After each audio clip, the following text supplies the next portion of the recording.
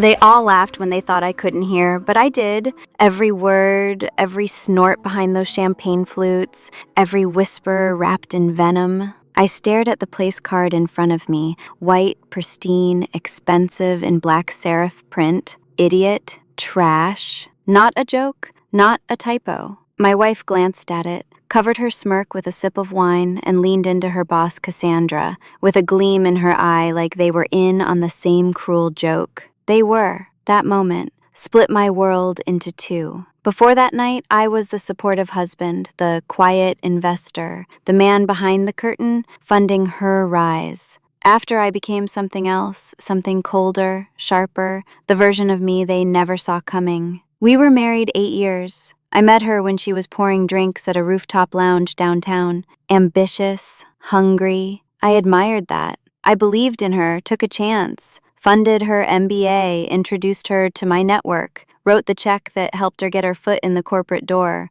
and I watched with pride as she climbed, first assistant, then analyst, then something senior, at Cassandra Stratton's boutique firm. She started coming home later, slicker clothes, colder voice, less we, more me. I asked once if we were still a team. She said I was being insecure. 3 weeks before the party, I found the first email. Her laptop was open on the kitchen island. An accident. Subject line, tonight's same room. It wasn't just one email. There were dozens. Photos, too. Dinners, hotel receipts, group chats with her coworkers, calling me Mr. Doormat. Jokes about how Cassandra loved watching her girls play with weak men, how they dared each other to see who could humiliate their partner best. I scrolled until my eyes burned, and I didn't scream, I didn't cry, I just closed the laptop and went upstairs to kiss her goodnight. That's when the plan began. I played dumb for 3 weeks, held her hand, picked out her dress for the party,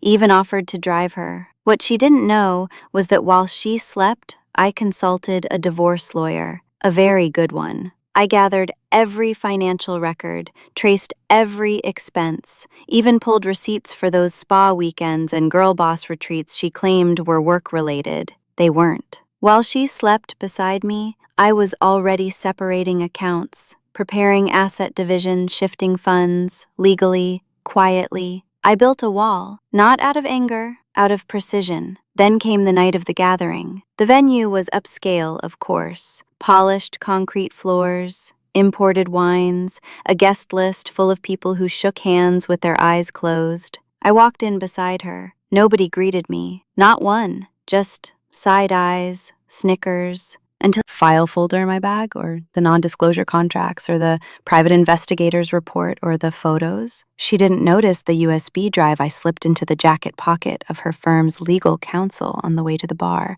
but she noticed when I stood up to leave. She grabbed my arm, fake concerned. "Leaving already?" I smiled. "Just tired." And then I turned to Cassandra. "Before I go, I want to be clear. I'm cutting ties with you." There was a pause. Just a second. Confusion flickered behind her Botoxed face. Then I walked out. What followed was a chain reaction. They couldn't stop. The legal notice arrived 3 days later. Divorce on grounds of infidelity. I submitted documented evidence, financial misconduct, marital cruelty, and because of the contracts she'd signed using my name as guarantor, the firm's upcoming deal with a European fund collapsed. That's when the audits began. Turns out Cassandra had more to hide than just infidelity among staff, fraud, misappropriation, all revealed because someone gave the regulators exactly what they needed. Her empire crumbled in under 2 months. My wife, ex-wife, tried calling 17 missed calls in one night. I didn't pick up. Her final message was just one sentence.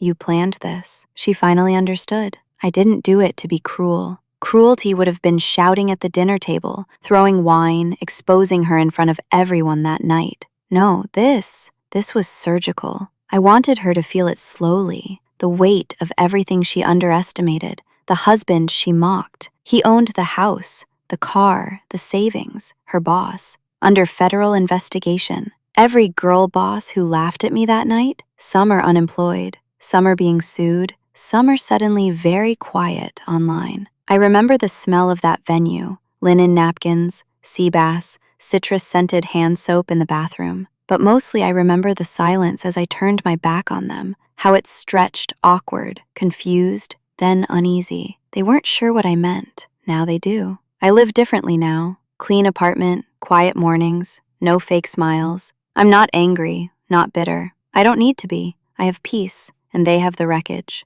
And every time I pass a place card at a restaurant, I smile because I know what they forgot. Even the quiet one, even the so-called idiot. Trash can burn empires down without raising their voice.